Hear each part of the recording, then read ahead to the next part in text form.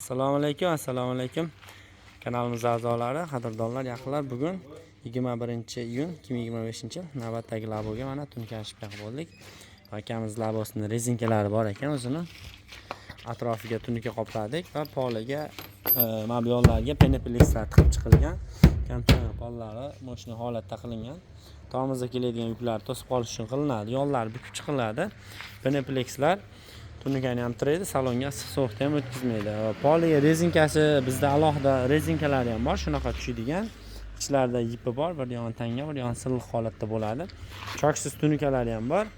Tepasiga bagajlari bor, pastiga mana bunaqa sondiqchalari bor, mana. Sondiqchalari.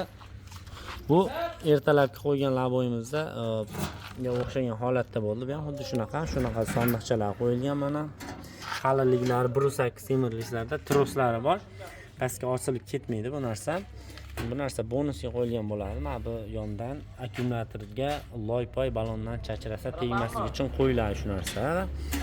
Xo'p, bunaqa sondiqlar alohida sotiladi. Tunika qoplatilgan akalar bo'lsa, bemalol mana sondiqlarga telefon qilaverasiz, mana. Cho'lki ideal holatda bo'ladi. Alohida rezinkalari ham sotilaveradi, tunikalari ham jo'natib yuboraveramiz qo'shni viloyat, qo'shni tumanlarga.